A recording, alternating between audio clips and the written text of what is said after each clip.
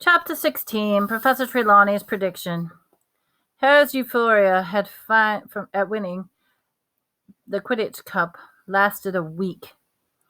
Even the weather seemed to be celebrating. As June approached, the days became cloudless and sultry, and all anybody felt like doing was strolling onto the grounds, flopping down on the grass with several pints of iced pumpkin juice.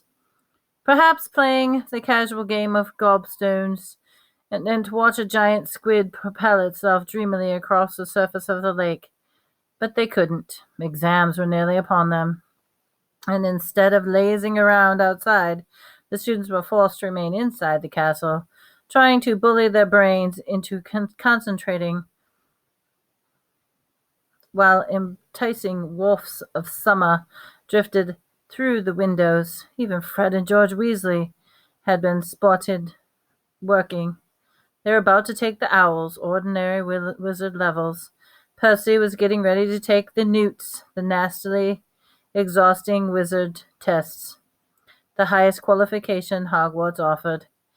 As Percy hoped to enter the Ministry of Magic, he needed top grades and was becoming increasingly edgy and gave very severe punishments to anybody who disturbed the quiet in the common room in the evenings. In fact, the only person who seemed more anxious than Percy was Hermione. Harry and Ron had given up asking her how she was managing to attend several classes at once. But they couldn't restrain themselves when they saw the exam schedule that she had drawn up for herself. The first column read, Monday, 9 o'clock, arithmetic. Monday, 9 o'clock, transfiguration. Lunch, 1 o'clock, charms, 1 o'clock, ancient ruins. Hermione, Ron said cautiously, because she was liable to explode when interrupted these days. Are you sure you copied these times down right? What? Snapped Hermione, picking up the exam schedule and examining it. Yes, of course I have. Is there any point in asking how you're going to sit for 2 exams at once? Said Harry. No, said Hermione shortly. Have either of you seen the copy of my numerology to Grammatica? Oh, yeah, I borrowed it for a bit of bedtime reading, said Ron. But very quietly, Hermione started shifting heaps of parchment around her table, looking for the book. Just then there was a rustle in the window, and Hedwig fluttered through it. A note, clutched to its right beak. It's from Hagrid, said Harry, ripping the note open. Buckbeak's appeal is set for the 6th. That was the day we finish our exam, said Hermione, still looking everywhere for her arithmetic book. And they're coming up here to do it, said Harry. Well, still reading from the letter. Someone from the Ministry of Magic and an executioner. Hermione looked up, startled. They're bringing the executioner to the appeal? But that sounds as though they've already decided. Yeah, it does, said Harry slowly. They can't, Ron howled. I've spent ages reading up on all this stuff for him. They can't just ignore it all. But Harry had a horrible feeling that the Committee for the Disposal of Dangerous Creatures had its mind made up by Mr. Malfoy. Draco, who had been noticeably subdued since the Gryffindor's triumph in the Quidditch final, seemed to regain some of his old swagger over the next few days. From sneering comments Harry overheard, Malfoy was certain Buckbeak was going to be killed, and it seemed thoroughly pleased with himself for bringing it about. It was all Harry could do to not stop him from imitating Hermione and hitting Malfoy in the face on these occasions. And the worst thing of it all was that they had no time or opportunity to go see Hagrid because the strict new security measures had not been lifted, and Harry did not dare retrieve the invisibility cloak from below the one-eyed witch. Exam week began, and an unnatural hush fell over the castle. The third years emerged from Transfiguration at lunchtime on Monday, limp and ashen-faced, comparing results and bemoaning the difficulty of the task they all were set, which had included turning the teapot into a tortoise. Hermione, irritated with the rest of them fussing about how her tortoise had looked more like a turtle, which was the least of anyone's worries. Mine still had a spout for a tail. What a nightmare! Were the tortoises supposed to breathe steam?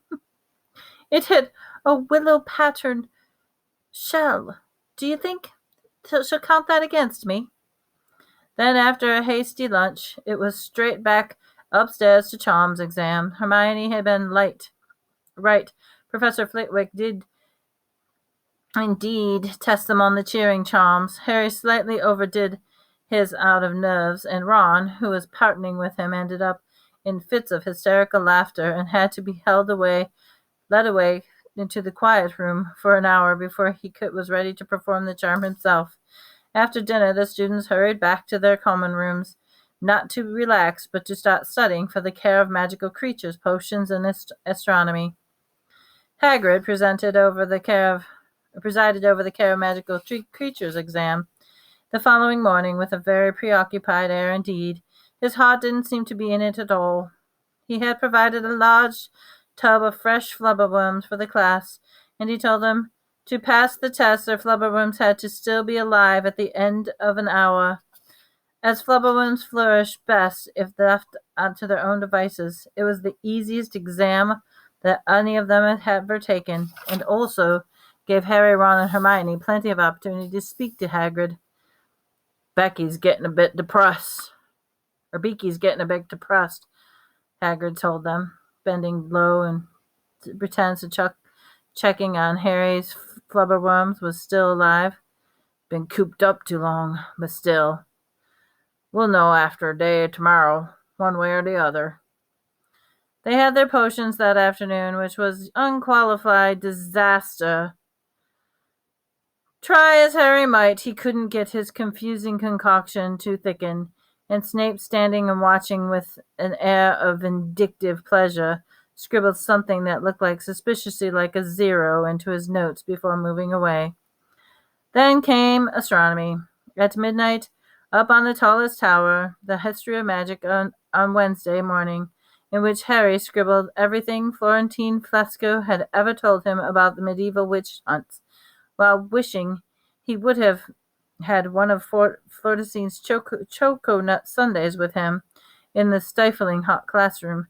Wednesday afternoon meant herbology in the greenhouse under the baking hot sun, then back up to the common room once more with sunburnt necks, thinking longingly of his time the next day when they would all be over.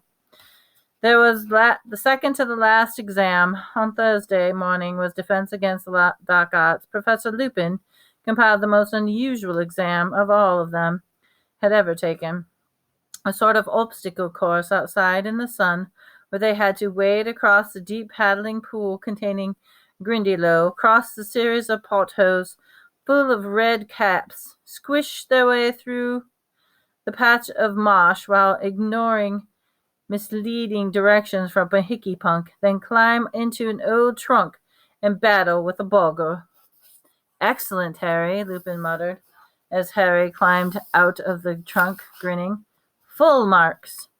Flushed with his success, Harry hung around to watch Hermione. Ron did very well until he reached the hickey pinks, which successfully confused him into sinking waist deep into the quagmire. Hermione did everything perfectly until she reached the trunk with the Bogart in it. After about a minute inside it, she burst out again, screaming. Hermione, said Lupin, startled. What's the matter, Professor McGonagall?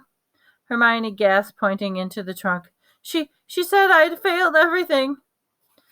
It took a little while to calm her down. When at last she had regained a grip of herself, Harry and Ron went back to the castle. Ron was still slightly inclined to laugh at Hermione's Bogart, but the argument was averted by the sight of them met at the top of the stairs. Cornelius Fudge, sweating slightly in his pinstrip cloak, was standing there, staring at the grounds. He started at the sight of Harry. Hello there, Harry, he said. Just had an exam, I expect. Nearly finished? Yes, said Harry and Hermione and Ron, not being spoken to in terms of the Minister of Magic, hovered awkwardly in the background. Lovely day, said Fudge, casting an eye over the lake. Pity, pity. He sighed deeply and looked down at Harry. I'm here on an unpleasant mission, Harry. The Committee for Disposable Dangerous Creatures required a witness to the execution of the Mad Hippogriff. As I need to visit Hogwarts to check on the black situation, I was asked to step in. Does that mean that the appeal's already happened? Ron interrupted, stepping forward. No. It's scheduled this afternoon, said Fudge, looking curiously at Ron. Then you might have witnessed an execution at all, said Ron stoutly. The hippogriff might get off. Before Fudge could answer, the two wizards came through the cava behind him.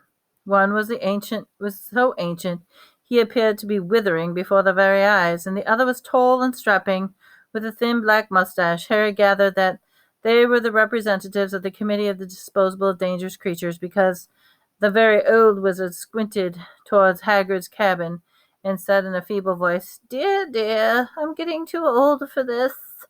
2:00, isn't it, Fudge? The black mustache man fingering something in his belt.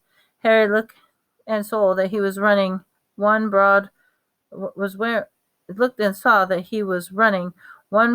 along the blade of a shiny axe.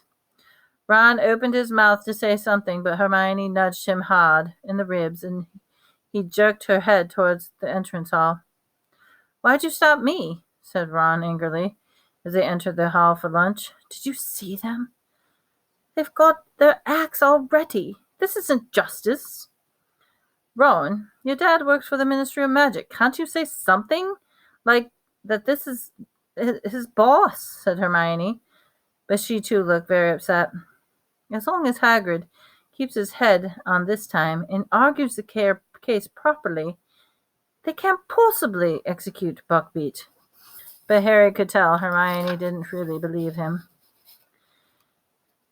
What he was saying. All around, people were talking excitedly as they ate their lunch, happily anticipating the end of exams this afternoon. But Harry, Ron, and Hermione were lost in the worry of Hagrid and Buckbeak didn't join in. Harry and Ron's last exam was divination. Hermione's was Muggle studies. They walked up the marble staircase together. Hermione left them on the first floor, and Harry and Ron proceeded all the way up to the 7th. And many of their classmates were sitting on the spiral staircase to Professor Trelawney's classroom, trying to cram in a bit of last-minute studying. She's seeing us all separately, Neville informed them, as they went down to the next to him. He had his copy of Unfogging the Future open on his lap, and the pages devoted to a crystal gazing. Have either of you ever seen anything at all? He asked them unhappily. Nope, said Ron in an offhand voice. He kept checking his watch. Harry knew that he was counting down the time until Buckbeak's appeal started. The line of people outside the classroom shortened very slowly. Each person climbed back down the silver ladder. The rest of the class hissed. What'd she ask? Was it okay? But they all refused to say. She says the crystal balls told her if I tell you, I'll have a horrible accident, squeaked Neville, as he clambered back down the ladder towards Harry and Ron, who had now reached the landing. That's convenient, snorted Ron. You know, I'm starting to think Hermione is right about her. He jabbed his thumb towards the trapdoor. She's right, old fraud. Yeah, said Harry, looking down at his watch. It's now 2:00. Wish she'd hurry up. Parvati came back down the ladder, glowing with pride. She says I've got all the markings of a true seer, she informed Harry and Ron. I saw loads of stuff. Well, good luck. She hurried down the spiral staircase towards Lavender. Ronald Weasley, said a familiar misty voice from their heads. Ron grimaced at Harry and climbed up the silver ladder out of sight. Harry was now the only person left to be tested. He settled himself on the floor with his back against the wall, listening to the fly buzzing in the sunny window. his mind across the grounds at Hagrid. Finally, about 20 minutes later, Ron's large feet appeared on the ladder. "How'd it go?" Harry asked him, standing up. "Rubbish," said Ron. "Couldn't see a thing, so I made it up. Don't think she was convinced, though." "Meet you in the common room?" Harry muttered as Professor Trelawney's voice called, "Harry Potter!" The tower room was hotter than ever before. The curtains were closed, the fire was alight, and the usual sickly scent made Harry cough and stumble through the clutter of the chairs and tables where Professor Trelawney was waiting for him with a large crystal ball. "Good day, my dear," she said softly. "If you would kindly gaze into the orb. Take your time now, then tell me what you see within it."